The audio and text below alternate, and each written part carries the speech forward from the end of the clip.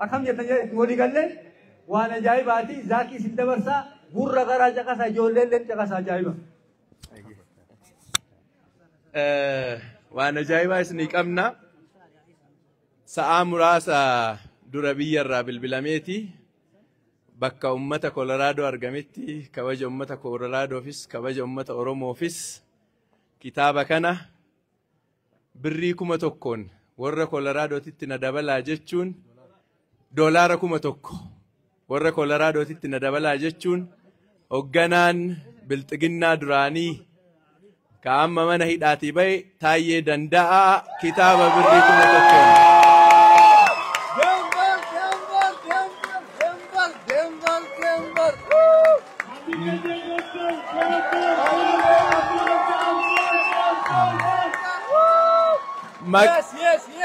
maqaadhaaf dhaaddannoodhaaf qofa oduu hin taane maallaqni galii ta'ee koreetti agarsiisee jira. Taayyee Danda'aa ministeer deetaan dhimma nageenyaa duraanii hogganaan biiroo adda addaa keessatti bilxiginnaa jalatti dalagaa ture hidhamee dhiyeenya kan mana hidhaatii bahe Taayyee Danda'aa doolaara 1,000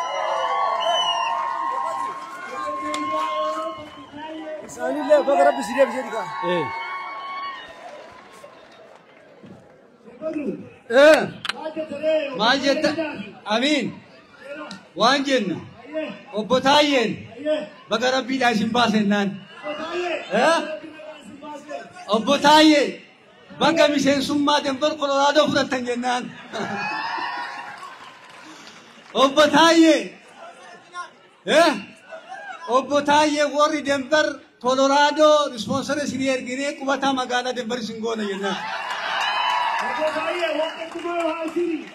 Obbotaayee baga rabbiin qabsoo qeerrootti simmake jennaan. Obbotaayee baga rabbiin qabsoo Jawaar Muhammadii walii sin araarse jennaan.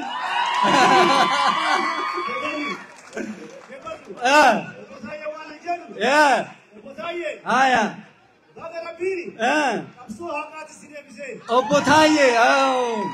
Obbotaayee kennaan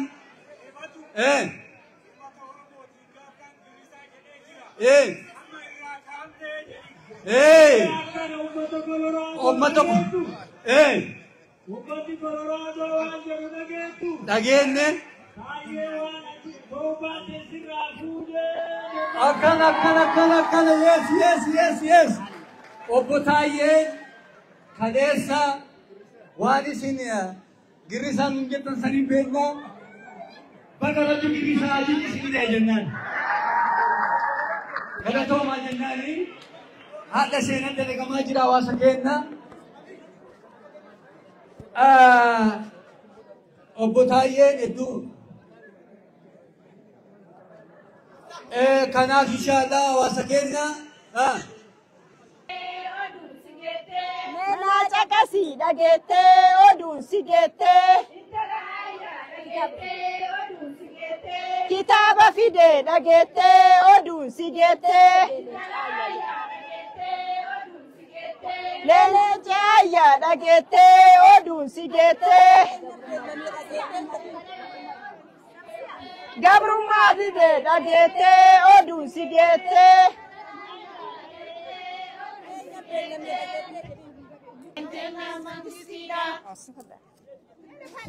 Warkida nuti jawwee jalayana Oromoo keenya warkida nuti jawwee jalayana jalayana jalayana Oromoon akka galaana nuti jawwee jalayana Oromoon akka galaana nuti jawwee jalayana bishaan shakkaruma ilma dalleen jawaaruma bishaan nunneen shakkaruma ilma dalleen jawaaruma ilma dalleen jawaaruma jawaaruma sinimbuna takkitida jawween keenyas mangistida sinimbuna takkitida jawween keenyas mangistida jawween keenya mangistida jawween keenyas mangistida romni robe fororoda abbaan biyyaa jawaaroda romni robe fororoda abbaan biyyaa jawaaruma jawaaruma abbaan biyyaa jawaaruma romni robe fororoda jawwaar keenya keenyas mangistida. Roobni roobee fororoodha Jawaar keenyas mangistida. Roobni roobee fororoodha abbaan biyyaa Jawaaroodha. Roobee fororoodha abbaan biyyaa Jawaaroodha. Jawaaroodha abbaan biyyaa Oromoodha. Oromoodha.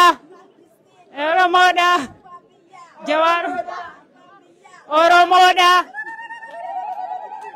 Roobni roobee fororoodha abbaan biyyaa Oromoodha. Roobni roobee fororoodha abbaan biyyaa Oromoodha. Abbaan biyyaa Oromoodha.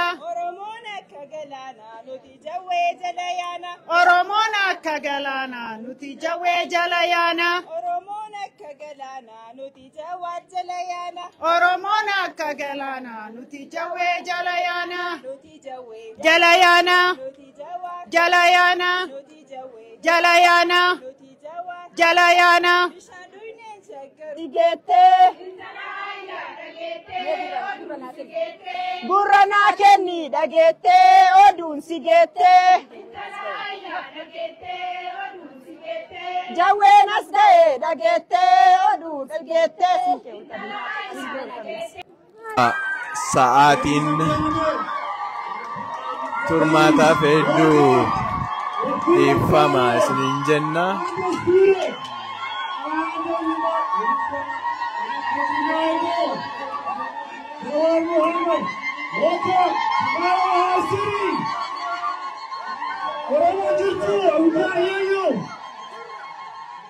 Welcome to the stage.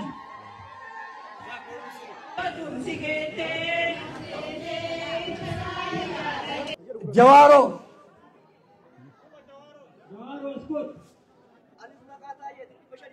Oh, Jawaro Abdi anillee maqaa taayee danda'aatiin doolaraa 500 kitaaba tokko bitee jira. Oh, akkan. Nama 14 geenneerra soofaan. Nama 14 qabna jechuudha. 15 geenne. Oh. Yeah. Yeah. Yeah.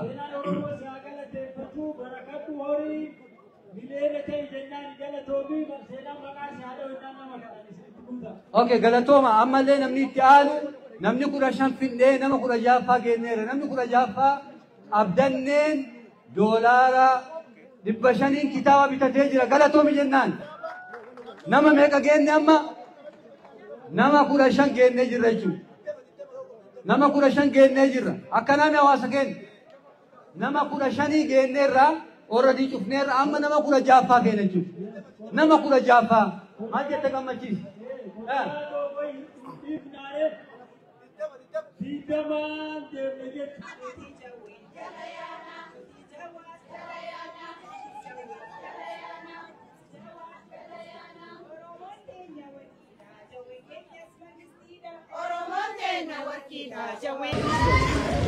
Osoo jarri sun kana barreesse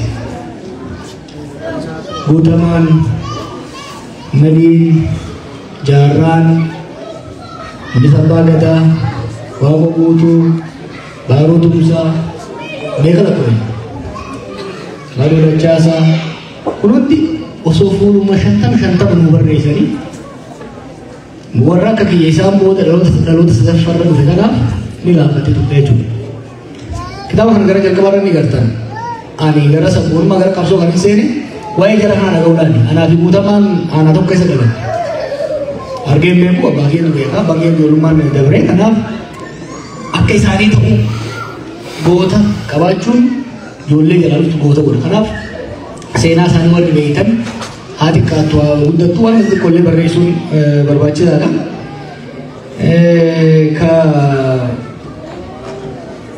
Gara saboota biraa jecha saba biraa tuqu jecha taaliin uummata dharrabsina. Kottee maaloo dhiyeessuun doongora haquu qaba.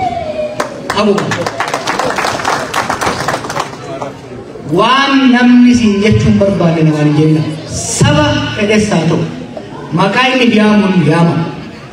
Nu uummata guddaa jedhama. Uummata baalageen, uummata kabajaa qabu, uummata safuu qabu. Baalageen ormaan warrabsitee jecha ummata guddaa tokko baalagee qixxeessuu qabu. Keessattuu ammoo har'a gaafa amna hedduu deemne mirga hedduu wayyeeffanne biitinuu akka waan nuti bulchaa jirrutti himamtutti afaan itti rabbi yaa dubbatina waan akkasii yaadattanii miti maqaa biraan maqaan taane gaafa nuna mana gamtaa akka dhukkubu waan dhukkubsu sababa biraatiin hin jeena ammallee irraan deebi'a jaratiin bilbilinaa maal jetti Oromoo fi Amaarri rabbi wal biratti uume daangaa dheeraa wal keessaa qabna seenaa dheeraa wal keessaa qabna wal keessa qubannee jirra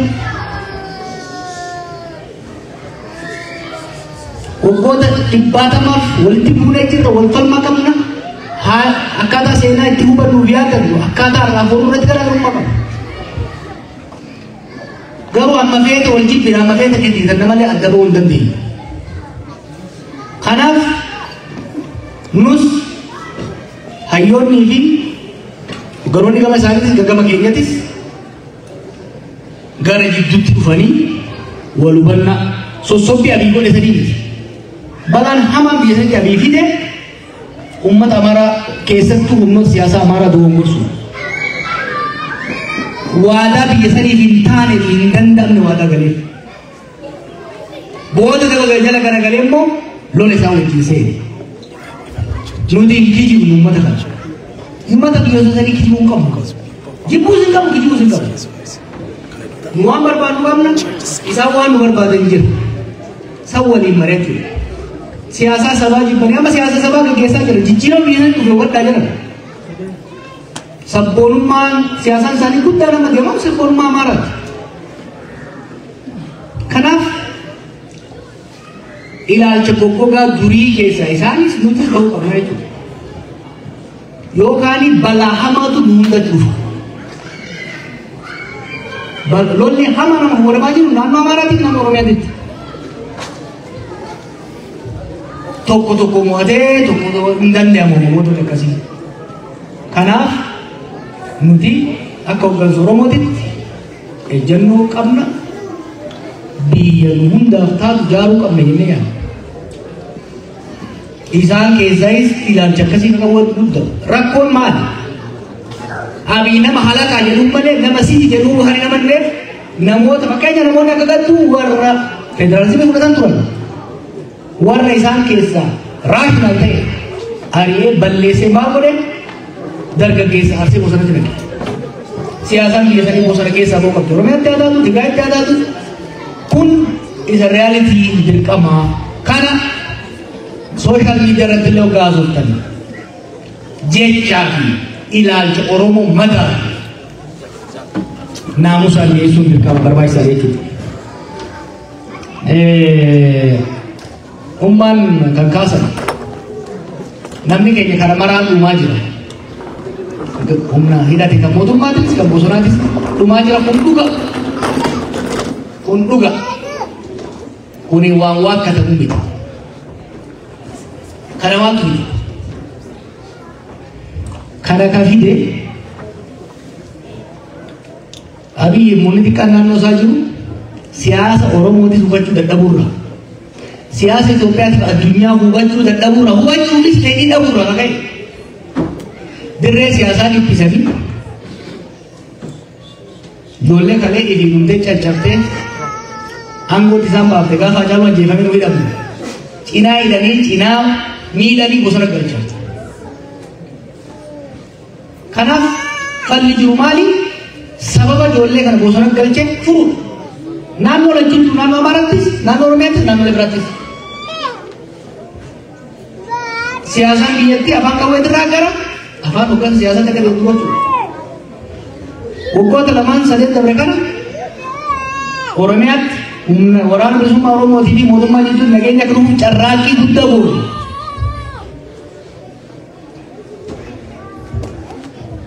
Kan dide marsaa sadaffaa kan dide marsaa lammaffaa saniihu shira guddaa kan xixatee fashalsuu godhe ijoolleen ejjennoo yookiin immoo muuxannoo qabaachuu dhabuu dandeessi shira kan qabaachaa ture waliigaltee cidhi tokko hin jiru torban sadiif nama lama lamaaf ta'anii gama lachuutirra marii bal'aa godhamee parsantii 95 walii galamee ture. Dhumarratti kallattiidhaan nama lama ergee fashalsee jechuudha. Marshaala sadaffaa kan didee ijoollee adda qoqqoodeetiin galche jiru. Lafanii fakkeenyaaf kan sanyiin faan obboleeyyan isaaniitii wal lolanii wal ajjeessuura galuu isaanii waan gaarii jedhanii yaadu. Garuu nageenya finne bakki isaan irraa deeman already waraana biraatiin dhuunfatamee jira jechuudha. Kanaaf Oromiyaattis ta'ee bakka biraatti nageenya kan hin barbaanne adda durummaadha. Mootummaadha jechuudha. Abiy har'a nagaan barbaada marsaa sadaaf qophiidha yoo jee gaafa waan kana barreesse dippiloomaatonni Ameerikaa fi Noorweey dhaqanii turan Itoophiyaa. Hin barbaannu kan jee mootummaa. Har'a nan barbaadu kan yoo taate ulaan banaadha jechuudha. Kanaaf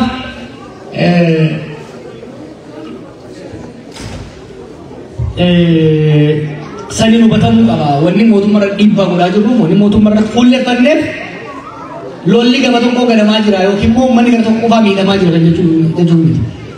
Ijoollee waraana bilisummaa Oromootis naamusa xiyyeeffachuu qabu. Maqaa uummataatiin qabsaa'aa uummatarra miidhaan akka hin geenye cimsanii komaandii kontirool isaanii disipiliinii isaanii fooyyessuun dirqama. Komii uummatarraa ka'u kana dhaggeeffatuu qabu. Fooyyeffataa deemuun dirqama jechuudha. Ultimately garuu Oromiyaa keessattis haa ta'u Itoophiyaa keessatti namni akka hin duuneef lolli godhamaa jiru kun karaa nagayaatiin furamuu qaba. Ana akka kiyyatti Abiy kana furuu fedhii fi ammatti immoo dandeettii waan qabu natti fakkaatu. Humni harka isaa hin jiru. Osoo inni barbaadee humnoonni isaa gadi waan hayyaman natti fakkaatu haala amma deemaa jiru kanaan. Inni illee nama fedhii akkasii qabu miti. Falli ana argu jijjiirama fidanii jijjiirama san keessatti siyaasaan biyyattii dirreen siyaasaa biyyattii bal'ate wal dhibdeen biyyattii gara waltajjii siyaasaatti deebite afaan qawweerraa gara waltajjii siyaasaatti deebite nagaa buusutu gaarii yaade ta'uu qaba.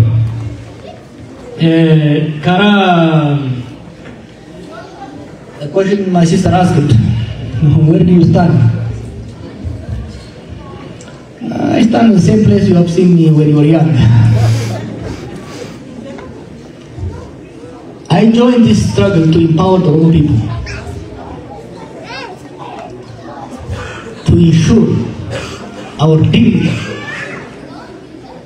is respected, to ensure we as a people are granted the respect and the rights we deserve.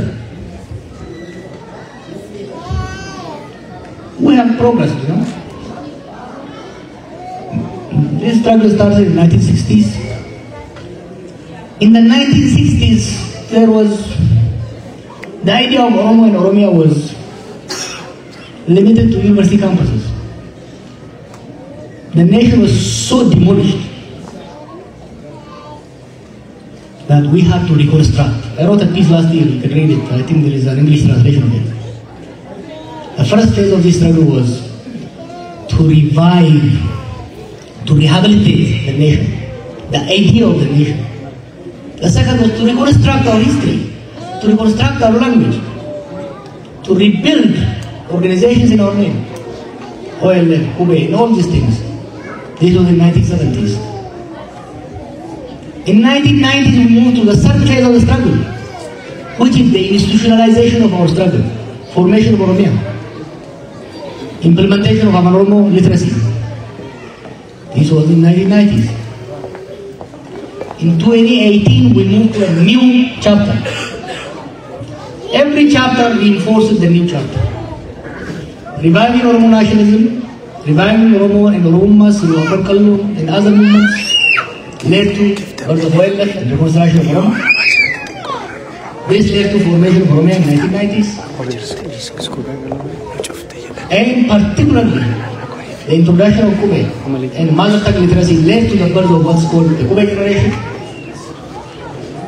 And the Kube generation was able to evolve into Kero movement, which toppled the regime. Now we are moving to a new phase of the struggle, which is called democratization, whereby we struggle for respect of individual rights, as well as communal rights of our people and our neighbors. There shall be no ambiguity in where I stand. And I've argued this debated it. I believe the rights of the Oromos and other nations in Ethiopia is better respected. Their interests are better advanced within the existing Ethiopian state. Within the existing Ethiopian state by transforming, reforming, liberalizing and democratizing the Ethiopian state. An Ethiopian state that tolerates its plurality. An Ethiopian state that respects the rights and interests of the nations. Particularly at this time, preserving the state is very important. That's what I'm working on. Gara